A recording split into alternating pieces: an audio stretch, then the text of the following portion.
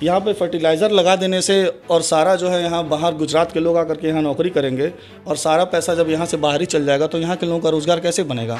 पूर्व मुख्यमंत्री के जो पुत्र जी हैं उनसे यह भय का वातावरण है कि कोई भी उनके विरोध में अगर कुछ बोलता है तो उन्हें तुरंत जो है फर्जी मुकदमों में फंसा के जेल भेज दिया जाता है। जब ये सारे काम गुजरात के ठेकेदार ही करवाएंगे तो हमारे यहाँ की जो ये 20 लाख 25 लाख 30 लाख की जनता है, इनका जो है व्यक्तिगत उत्थान कैसे किया गया। 2017 के बाद ऐसा हुआ कि शहर तो बढ़ रहा है, सब चीज़ें बढ़ रही हैं, लेकिन जनता का कुछ नहीं बढ़ रहा है। नौजवानों के लिए तो कोई भविष्य ही नहीं रह गया है। आज की डेट में कोई पढ़ा लिखा नौजवान यह नहीं समझ पा रहा है कि वह किस दिशा में जाए। वह यह है कि वहाँ भय मुक्त वातावरण चाहिए। लोगों के अंदर जो भय बना हुआ है उस भय को सबसे पहले ख़त्म किया जाएगा। नमस्कार, उत्कर्ष पत्रिका देख रहे हैं आप और मेरा नाम है वैभव सिंह। उत्कर्ष पत्रिका की चुनावी चर्चा जारी है। हम अलग अलग गांव, अलग अलग क्षेत्र में जा रहे हैं और जो आम जनता है, जो मतदाता है, उनके रुझान को अपने दर्शकों तक पहुंचाने का प्रयास कर रहे हैं।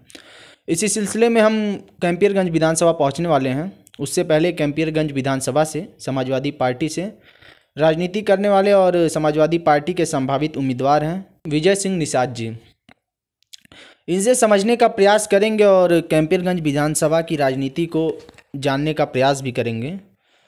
सर, पहले तो बहुत स्वागत है आपका उत्कर्ष पत्रिका में। जी नमस्कार, बहुत बहुत धन्यवाद आपका।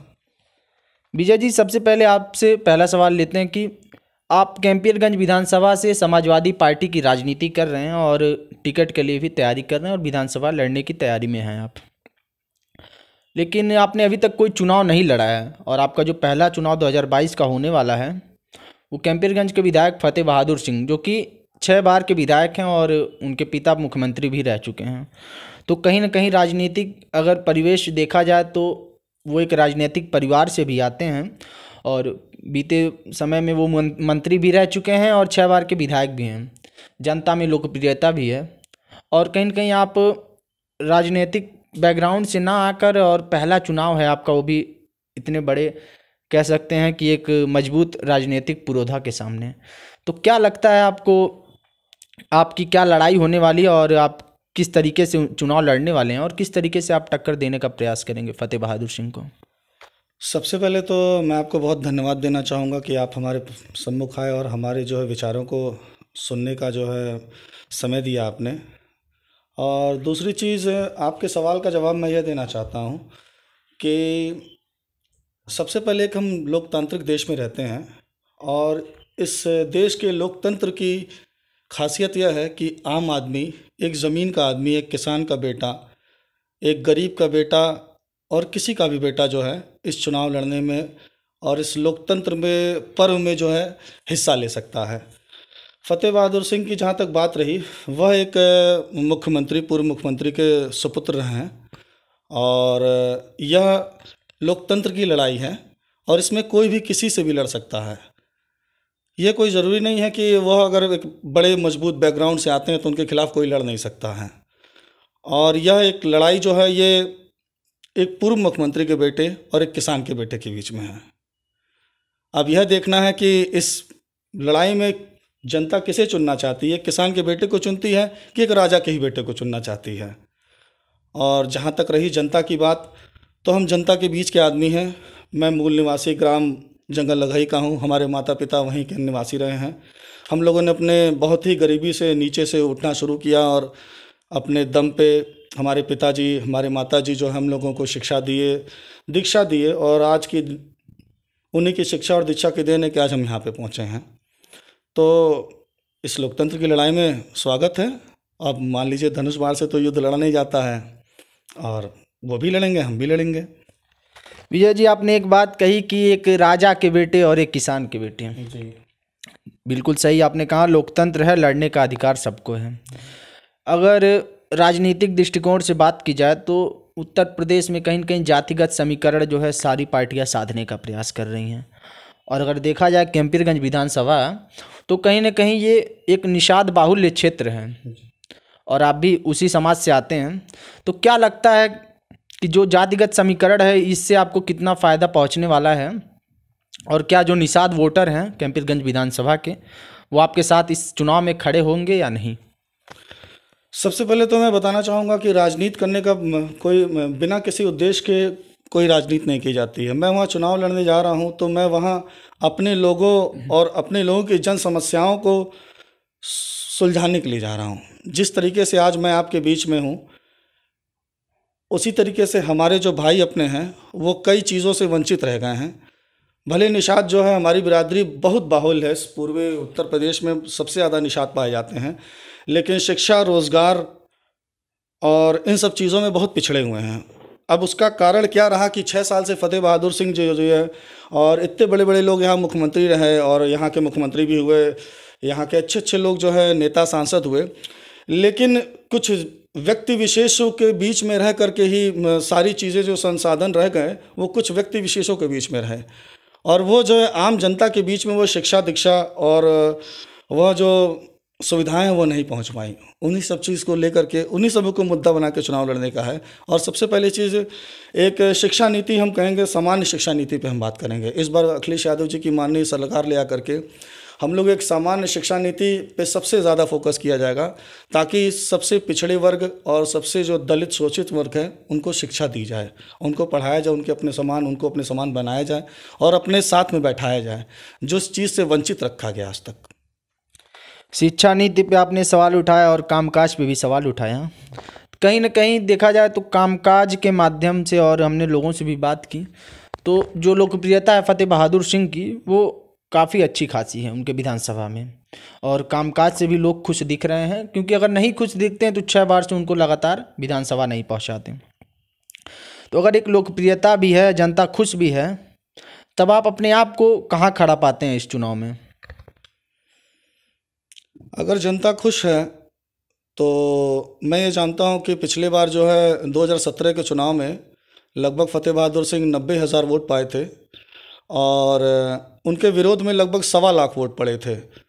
तो मैं जानता हूँ कि अगर उनसे खुश से ज़्यादा नाखुश होने वालों की संख्या ज़्यादा है, अगर आप वोटों की गिनती कर लें 2017 के चुनाव की।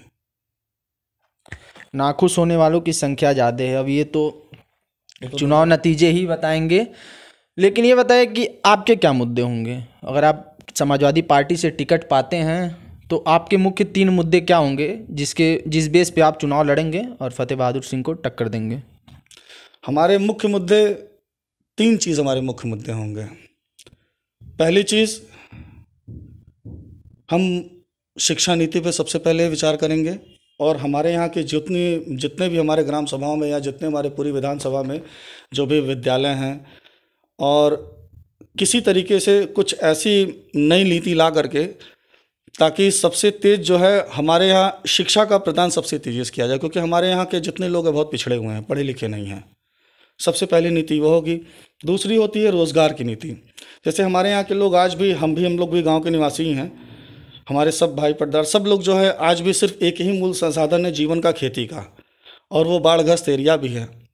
तो इस नाते कुछ ऐसा किया जाए, कुछ ऐसी रोज़गार नीति वहाँ पे लाई जाए जिससे जो है लोगों में रोज़गार की संभावना ज़्यादा बढ़े। यहाँ पे फर्टिलाइज़र लगा देने से और सारा जो है यहाँ बाहर गुजरात के लोग आकर के यहाँ नौकरी करेंगे, और सारा पैसा जब यहाँ से बाहर ही चल जाएगा तो यहाँ के लोगों का रोज़गार कैसे बनेगा? तो मैं भाजपा सरकार से कहना चाहता हूँ कि भले आपने बड़े बड़े उद्योगों को लगाया, लेकिन इन उद्योगों में जो है रोज़गार सारे बाहरी लोग पा रहे हैं। कोई यहाँ का लोकल आदमी जब रोज़गार ही नहीं पाएगा यहाँ पे, तो फिर क्या फ़ायदा ऐसे उद्योगों का? हम अपने लोगों का तो कोई उद्धार ही नहीं कर पा रहे हैं। ये दूसरा मुद्दा हमारा हो गया। तीसरा मुद्दा, महिलाओं की सुरक्षा के लिए मुद्दा। हमारे महिलाओं की जो मेन मूल आवश्यकता है, जैसे जो हमारे यहाँ गांवों में है, शाम को 6 बजे के बाद, 7 बजे के बाद जो है मतलब कोई भी चीज़ें, न लोग निकल सकते हैं न बाहर जा सकते हैं, और एक वहाँ भय का वातावरण है। भय का वातावरण इन द सेंस ये कह सकते हैं कि जो हमारे पूर्व मुख्यमंत्री के जो पुत्र जी हैं, उनसे यह भय का वातावरण है कि कोई भी उनके विरोध में अगर कुछ बोलता है तो उन्हें तुरंत जो है फर्जी मुकदमे में फंसा के जेल भेज दिया जाता है। तो वहाँ की महिलाएं जो हैं अपने पुरुषों को इसी नाते उनके विरोध में किसी को कुछ कहने नहीं देती हैं, और लोग वहाँ उनका विरोध नहीं करना चाहते हैं। इस चीज़ से भी उस क्षेत्र को भयमुक्त कराना है। मतलब बाहुबली छवि है, कोई सामने उभर के आना नहीं चाहता। एकदम बाहुबली छवि उनकी है। और कोई यहाँ तक कि हमारे समाजवादी पार्टी के कई कार्यकर्ताओं के ऊपर फर्जी मुकदमे हुए, जिसमें हमारे जिलाध्यक्ष जा करके धरना प्रदर्शन करा के उनको भी छुड़वाया गया। अभी हमारे जिला विधानसभा अध्यक्ष के ऊपर फर्जी मुकदमा हुआ था। तो इस चीज़ से भी बचाव कराना बहुत ज़रूरी है, क्योंकि यह एक तभी जब इस चीज़ से बचाव होगा तभी एक स्वच्छ लोकतंत्र उभर के सामने आएगा, तभी सबको लोगों को अपनी बातों को कहने का अधिकार होगा। जब हम आपसे डरेंगे तो आपसे कोई बात ही नहीं कर पाएंगे। कहीं ना कहीं एक बाहुबली वाली भी छवि है क्या? जी बिल्कुल, चूँकि सत्ता का संरक्षण है उनको प्राप्त है, और पूर्व मुख्यमंत्री जी के पुत्र हैं और वर्तमान के मुख्यमंत्री जी के भी बहुत खास हैं, इस नाते सत्ता का पूरा संरक्षण उन्हें प्राप्त है।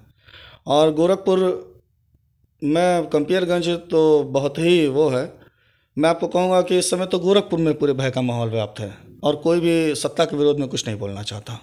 आपने कहा कि गोरखपुर में भी भय का माहौल है, तो कहीं ना कहीं जो लॉ एंड ऑर्डर है, जो इस समय प्रदेश की और गोरखपुर की स्थिति है, तो अगर हम गोरखपुर की बात करें तो अभी बीते दिनों अंकुर शुक्ला की हत्या हो जाती है, जो कि एक 16 साल का युवक था, और दिन दहाड़े उस युवक की हत्या कर दी जाती है। और जो है अभी तक उस पर मुख्यमंत्री जी का भी कोई खास बयान नहीं आया, यहाँ के सांसद का भी बयान नहीं आया, और स्थानीय विधायक भी वहाँ मिलने नहीं जाते हैं। तो इन सब मामलों को और जो लॉ एंड ऑर्डर है गोरखपुर का, उसको आप किस नज़र से देखते हैं, और इस सरकार का जो कामकाज है उसको कैसे देखते हैं आप? मूलभूत इस सरकार ने व्यक्तिगत किसी व्यक्ति के उत्थान के लिए कोई कार्य नहीं किया। आज के हमारे बेरोजगार युवाओं की स्थिति यह है कि पहले तो लोग रोज़गार के लिए जो है पढ़ते थे और बाहर जाते थे, अच्छी अच्छी नौकरियां करते थे। स्वयं गोरखपुर में भी बहुत नौकरियां, काफ़ी रोज़गार के अवसर थे। और आज की डेट में यह स्थिति हो चुकी है कि नौजवानों के लिए तो कोई भविष्य ही नहीं रह गया है। आज की डेट में कोई पढ़ा लिखा नौजवान यह नहीं समझ पा रहा है कि वह किस दिशा में जाए, क्योंकि रोज़गार के कोई सृजन ही, भाजपा सरकार ने कोई रोज़गार का सृजन नहीं किया। और जिस कारण जो है नौजवानों में खासा एक रोष है, और इस बार जो है नौजवान पूरी तरीके से संकल्पित हैं कि इस बार हम समाजवादी सरकार बनाएंगे। माननीय अखिलेश यादव जी ने बेरोज़गारों के लिए एक बेरोज़गारी भत्ता दिया, उसके बाद नौजवानों के लिए काफ़ी भर्तियां दी, शिक्षा मित्रों को बनाया, शिक्षा मित्रों की नौकरियां दी, उनका वेतन बढ़ाया गया, और तमाम ऐसी योजनाएं हैं, कन्या विद्याधन, तमाम ऐसी योजनाएं हैं जो समाजवादी सरकार में चलाई गई थी, जिसको अब 2017 के बाद इस तरीके से बंद किया गया कि आज की डेट में नौजवान एकदम सड़क पे है। आज की डेट में कोई प्रदर्शन होता है, कोई भी चीज़ें होती है, तो यह नौजवान सोचता है कि हम जिस जगह खड़े हैं हम कहाँ जाएंगे, उन्हें कोई दिशा ही नहीं मालूम है। इस मामले पे एकदम सरकार फेल है। और जो सरकार अपने नौजवानों को दिशा न दे पाए, क्योंकि नौजवान हमारे देश का भविष्य हैं, वही दिशा निर्धारित करते हैं। आज हम नौजवान अपने समय में हम लोगों ने मेहनत की, आज हम एक दिशा पे आए और अपने साथ और अपने लोगों को जो है रोज़गारों में सृजन किया, रोज़गार दिया जा रहा है, जितना अपने संभव, जितना हमारी सक्षमता उतना दिया जा रहा है। यही काम जो है हम अब छोटे स्तर पे कर सकते हैं। सरकारों को इसीलिए बनाया जाता है कि सरकार के पास सारे संसाधन उपलब्ध होते हैं और बड़ी मात्रा में, बड़ी संख्या में जो है नौजवानों को रोज़गार दिया जाए और उनके भविष्य की चिंता की जाए। इसी नाते सरकारें बनाई जाती हैं। हम लोकतंत्र की स्थापना इसीलिए करते हैं क्योंकि हम एक राजा नहीं चुनना चाहते, हम चाहते हैं अपने बीच का एक व्यक्ति लेकर के जाएं और जो विधानसभा में जाए और लोकसभा में जाए और हमारी जनता की बात करे, ताकि हम उसको 5 साल के लिए चुन के रखेंगे और 5 साल अच्छा ये कार्य करेगा और हमारे नौजवानों को भविष्य देगा, हमारे प्रदेश को अच्छा करेगा, हमारे यहाँ रोज़ी रोज़गार रहेगा, लोग पढ़ेंगे लिखेंगे, अपने बच्चों को पढ़ाएंगे, एक उज्जवल भविष्य देंगे। इसी नाते सरकारें चुनी जाती हैं। इस मामले में भाजपा पूरी तरह विफल है और समाजवादी पार्टी के माननीय अखिलेश सिंह यादव जी को जनता 100 में 100 नंबर दी हुई है और इस बार फिर जो है जनता समाजवादी पार्टी की सरकार बनाएगी। जनता 100 में 100 नंबर दी है, तो क्या लगता है 22 में कितनी सीटें अखिलेश जी जीत रहे हैं? और आपकी जो विधानसभा है जहाँ से आप तैयारी कर रहे हैं, क्या उसमें आपका विजय होगा? और इन कैंपियरगंज विधानसभा और पूरे प्रदेश, क्या लगता है क्या माहौल होगा? आज हमारे माननीय जी का बुंदेलखंड का बांदा का दौरा रहा और जनता जिस हिसाब से वहाँ अपने माननीय जी को देखने के लिए और सुनने के लिए आ रही है, इससे लगता है कि प्रदेश में एक क्रांति की लहर है। और जहाँ तक रही बात कितनी सीटें जीतने की, मेरी जो क्षमता है, मैं अपने विधानसभा जीतने की क्षमता रखता हूँ और मैं माननीय अखिलेश सिंह यादव जी को अपनी कैंपियरगंज विधानसभा जीत के दूंगा। बाकी और हर जगह की जनता अपनी अपने नेताओं को चुनने के लिए और समाजवादी पार्टी की सरकार बनाने के लिए एकदम तत्पर है। क्या कुछ इस चुनाव के मुख्य मुद्दे हैं जहां जो वर्तमान सरकार है, वो क्या जो मेन मुद्दे हैं जिस पे ये सरकार विफल हो रही है, और किन मुद्दों को लेकर समाजवादी पार्टी चुनाव लड़ेगी और आप चुनाव लड़ेंगे? सबसे पहले मुद्दे जो इस सरकार की जो विफलता है, देखिए, सिर्फ अगर आप ये कहिए कि किसी व्यक्ति विशेष का विकास करके आप जो है उन्नति कर देंगे, तो ऐसा नहीं है। भाजपा की नीतियां जो हैं वो स्पष्टतः पूंजीवाद को जन्म देने वाली नीतियां हैं। समाजवादी पार्टी की नीतियां पूंजीवाद को ख़त्म करने वाली नीतियां हैं। उसका मैं उदाहरण आपको देता हूं। उसका स्पष्ट उदाहरण यह है कि जब आप बड़े बड़े ठेके कराते हैं और बड़ी बड़ी कंपनियों को ठेका देते हैं और उनसे सारा काम करवाया जाता है, तो यह एक बताइए कि जैसे अगर हमारे यहाँ जो सड़कें जो बन रही हैं या जितने भी विकास कार्य हमारे यहाँ इस गोरखपुर ज़िले में या अन्य जनपदों में हो रहे हैं, जब ये सारे काम गुजरात के ठेकेदार ही करवाएंगे, तो हमारे यहाँ की जो ये 20 लाख 25 लाख 30 लाख की जनता है, इनका जो है व्यक्तिगत उत्थान कैसे किया गया? इसी पे इकोनॉमिक्स में एक फैक्टर है, इसको कहते हैं फिस्कल ग्रोथ। तो गवर्नमेंट की नीतियाँ हमेशा ये होती हैं कि फिस्कल इकोनॉमी को ग्रो कैसे किया जाए। तो बड़े बड़े प्रोजेक्ट्स को लगाया जाता है, बड़े बड़े काम कराए जाते हैं, बड़े बड़े स्कूल बनाए जाते हैं और बड़े बड़े स्टेशनों या विभिन्न चीज़ों का, अस्पतालों का, संसाधनों का निर्माण होता है, जिसको जनता के लिए प्रोजेक्ट किया जाता है और वहाँ के लोकल लोग उसमें रोज़गार पाते हैं। उसको पहले बनाते हैं, बनाने में उससे जितने भी संसाधन उसमें लगते हैं, सरकार वो पैसा देती है, उस चीज़ को बनाती है और बनाने के बाद जनता में जो है वह पैसा आता है। उससे जो है व्यक्तिगत जनता का विकास होता है, जो अपने हिसाब से कमाती हो, वहाँ के लोग काम करते हैं, उसको पहले बनाने में उसको पैसा कमाते हैं, फिर उसके बाद उसके अगल बगल का एरिया डेवलपमेंट होता है। उससे जो है लोगों को अच्छी अच्छी चीज़ों के, मान लीजिए कोई दुकान लगा लेता है, शहर का व्यक्ति विकास हो। जैसे आज की डेट में 15 साल पहले हमारा गोरखपुर बहुत छोटा था, आज व्यक्तिगत विकास इसी नाते किया कि बड़े बड़े प्रोजेक्ट्स आए, बड़े बड़े लोग चीज़ बनाए और जो है यहाँ के लोगों का, जनता का विकास हुआ। 2017 के बाद ऐसा हुआ कि शहर तो बढ़ रहा है, सब चीज़ें बढ़ रही हैं, लेकिन जनता का कुछ नहीं बढ़ रहा है। विजय जी, एक आखिरी सवाल आपसे लेते हैं कि 2022 में आपके क्या मुद्दे होने वाले हैं और किन मुद्दों पे आप चुनाव लड़ेंगे और किन मुद्दों पे आपकी पार्टी चुनाव लड़ेगी, और वो कौन से मुद्दे होंगे जिस पे आप लोग इस भारतीय जनता पार्टी की सरकार को घेरेंगे? सबसे पहला मुद्दा महंगाई का। महंगाई की स्थिति यह है कि पेट्रोल जो है 100 पार कर चुका है, शतक मार चुका है, डीजल भी शतक के करीब ही पहुँच चुका है, टमाटर तो शतक मार ही चुका है। और रोज़गार की बात रही, रोज़गार के कोई संसाधन ही नहीं है। जो रहे थे वो कोरोना और इन सब चीज़ों में ख़त्म हुए और अंबानी जी की संपत्ति कई गुना बढ़ गई, तीसरे नंबर के पावदान पे विश्व में पहुंच गए। वो सिर्फ आम जनता की जो है आमदनी घटी है और जो पूंजीवादी मित्र हैं भाजपा के, उनकी आमदनी कई गुना बढ़ी है, एकदम दुगनी रफ्तार से।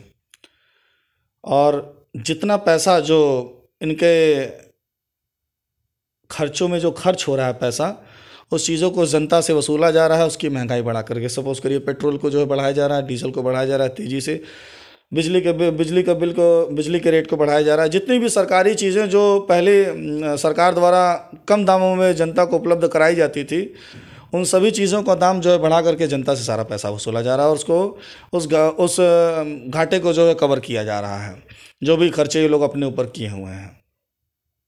यही दो मुद्दे मेन होंगे। और इसके बाद अगर आएंगे हम हमारी अपनी विधानसभा की, जहाँ तक बात करेंगे, हमारी विधानसभा की मुख्यतः प्रमुख मुद्दा जो है वह यह है कि वहाँ भय मुक्त वातावरण चाहिए। लोगों के अंदर जो भय बना हुआ है, उस भय को सबसे पहले ख़त्म किया जाएगा। दूसरी, हम अपने समाज के लिए, शिक्षा के लिए बहुत ही विशेष सबसे ज़्यादा फोकस शिक्षा पे रहेगा। उसके बाद स्वास्थ्य की नीतियों पे फोकस रहेगा। मुख्यतः हम अपने चाहेंगे कि हम अपने विधानसभा के जितने बच्चे हैं उन सबों को अच्छी से अच्छी शिक्षा दी जाए। अच्छी शिक्षा दी जाए। हमसे बात करने के लिए बहुत धन्यवाद सर। तो देखा आप लोगों ने, ये थे हमारे साथ विजय सिंह निषाद जी, जो कि समाजवादी पार्टी के नेता हैं और गोरखपुर के कैंपियरगंज विधानसभा से अपनी विधानसभा की तैयारी में जुटे हैं।